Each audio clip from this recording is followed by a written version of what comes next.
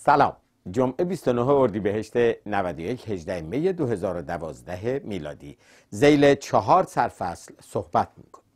سرفصل اول بحث حقوق بشر، نامه مشترکی توسط احمد صدر حاج سید جوادی، نظام الدین قهاری، محمد بسطه‌نگار، حسین شاه حسینی و اعظم طالقانی از مبارزین قدیمی به آقای خامنه‌ای نوشته شده که در اون گفتند که به خاطر مصالح کشور و شرایط خطیر کنونی زندانیان سیاسی به خصوص افراد بیمار رو آزاد کنید.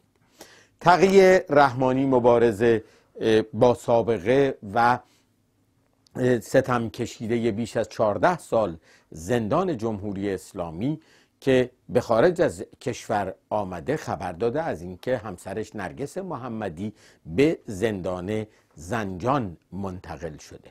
او گفته که زندان زنجان بند سیاسی نداره و به این ترتیب ممکن است که نرگس محمدی به بند مجرمین عادی منتقل بشه.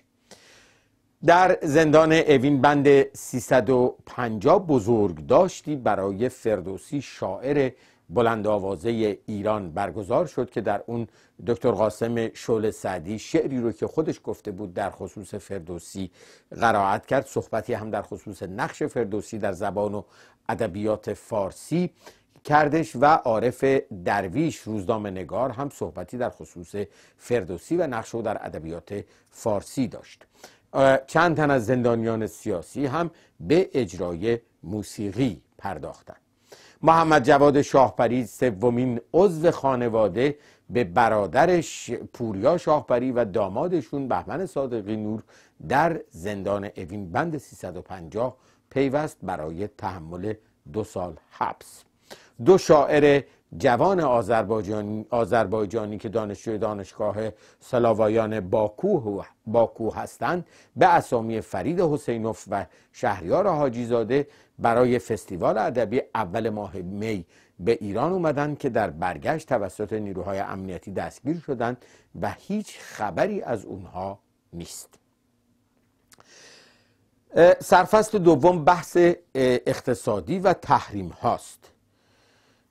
دیروز در سنای امریکا آقای هری رید، رهبر اکثریت سنا، رهبر جناح حزب دموکرات در سنای امریکا، طرحی رو مطرح کرد که یک بار هم قبلا مطرح شده بود که به موجب این طرح سختگیری‌های بسیار بیشتری روی تحریم نفت ایران انجام میشه و کشتی‌های حمل و نقل، بیمه‌ها، بانک‌هایی که در معاملات و حمل و نقل نفت ایران شرکت بکنن مشمول تحریم امریکا خواهند شد.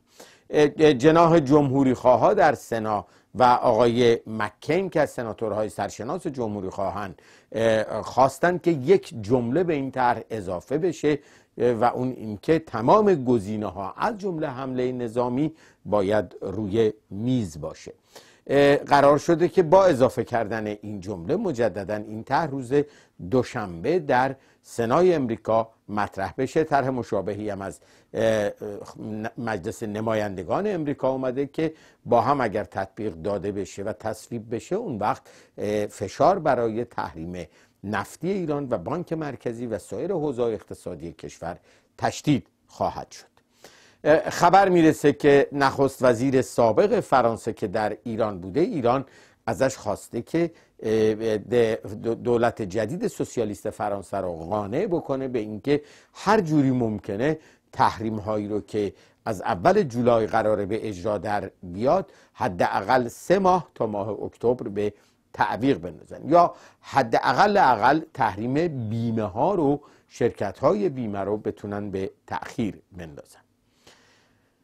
این تصویب این طرح جدید در سنای امریکا اگر دوشنبه تصویب بشه در کل کنگره امریکا، درست در آستانه مذاکرات بغداد خواهد بود. رویترز هم خبر داده به نقل از چند تاجر و منبع آگاه به امور حمل و نقل دریایی که صادرات محصولات پتروشیمی ایران که سالیانه نزدیک به 14 میلیارد دلار هست، ناگهان در هفته گذشته بیش از 90% افت کرده. علت اصلی مشکل شرکت‌های بیمه است که نمی‌توانند کشتی ها و مالات تجاری رو که حمل میشه به دلیل تحریم های اتحادیه اروپا بیمه بکنن. همینطور بودجه کل کشور هم نزدیک به 2 ماه تأخیر برای سال 91 در مجلس تصویب شد. روزنامه تهران نوشته که در این بودجه جدول شماره 12 بیش از 700 میلیارد تومان به بودجه ویژه برای اشخاص و نهادهای گذاشته شده که نه معلوم هست کی هستند و نه معلوم هست که چی کار میکنند. از جمله اونها بنیاد مولانا که متعلق به آقای حمید مولانا مشاور آقای احمدی نژاده که سال گذشته هم بودجه گرفته ولی هیچ توضیحی نیست که چقدر پول میگیره و صرف چه کاری میکنه. بانک ژاپنی میتسوبیشی هم به درخواست قاضی امریکایی 2 میلیارد و 600 میلیون دلار از حساب ایران رو مسدود کرده. بر اساس شکایتی که خانواده های 241 تفنگدار دریایی امریکا که در انفجار مقر تفنگدارهای دریایی امریکا در بیروت کشته شدند در دادگاه‌های آمریکا طرح کردند، ایران محکوم شده که در این عملیات دست داشته. البته 58 سرباز فرانسوی هم کشته شدند و با این حکم محکومیت خسارت 2 میلیارد و 600 میلیون دلاری خواستند. بانک ژاپنی فعلا پول رو مسدود کرده ولی اعلام کرده که از قاضی امریکایی استعلام خواهد کرد که آیا اصلا در ژاپن حکم دادگاه آمریکا میتونه اجرا بشه یا نه. اگر این مسیر باز بشه صدها شکایت دیگه هم از قبیل عملیات تروریستی جمهوری اسلامی در دادگاه‌های امریکا مطرح بوده و مطرح هست که میلیاردها میلیارد خسارت رو از اموال ایران در سراسر دنیا اون وقت تأدیه میتونن بکنن. مدیرعامل اتحادیه فرآورده‌های لبنی هم خبر داده از اینکه تولید شیر پاستوریزه و ماست بیش از 30% کاهش پیدا کرده. علت اصلی هم گرانی شیر خامه که همین قیمت 635 تومان برای هر کیلو هم که دولت گذاشته و برای کارخانه‌های لبنیات زیاده، برای دامدارا کمه و مطالبه حداقل 800 تومان رو میکنن. به این ترتیب قیمت تثبیتی دولت برای کارخانه‌های لبنیات اونها رو زیر فشار گذاشته و اگر هم از این گرونتر بشه که اون وقت مردم قدرت خرید ندارن.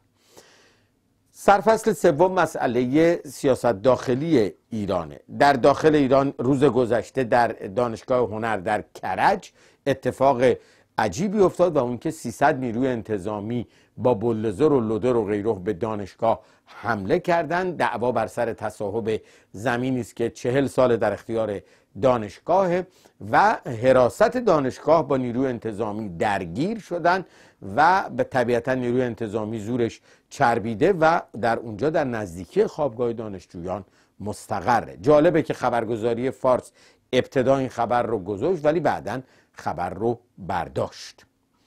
آقای محسن رضایی هم بعد از 3 سال تازه ظاهراً به خاطرش آمده که بگوید که اگر سوء مدیریت مسئولین نبود و آراء مردم رو باز شماری می‌کردن در انتخابات ریاست جمهوری گذشته این مشکل‌ها پیش نمی اومد. ایشون البته معلوم نیست کنایش به آقای خامنه‌ای که بعید میدونم، بیشتر به نظر میرسه میخواد آبروی ریخته خودش رو جمع بکنه. پلیس هم دوباره به یاد برخورد با بدحجابی افتاده. 37 طرح امنیتی داره و میخواد دوباره به این بهانه قشون به خیابون‌ها بیاره و نیروی خودش رو به رخ بکشه و در واقع هم بر اساس اون اصلی که حکومت‌های دیکتاتوری دارن نشون بده که مالک تن مردمه و به این ترتیب فشار خفقان رو بلکه بالا ببره. اما سرفصل چهارم بحث در خصوص پاورپوینتی است که سایت شهروند یار فراهم کرده، سایتی که قبلا هم پاورپوینت هایی در خصوص امنیت در اینترنت یا بازجویی و مسائلی و انتخابات و غیره رو مطرح کرده بود. پاورپوینت بسیار مفیدی است که دعوت میکنم همه کسانی که در مبارزه دستی دارن این پاورپوینت رو نگاه بکنن. توصیه های مهمی داره که شاید در روزهای آینده باز هم به اون بپردازیم. اندکی صبر سحر نزدیک است تا فردا شاد پیروز موفق و سرافراز باشید به امید پیروزی ایران و ایرانی.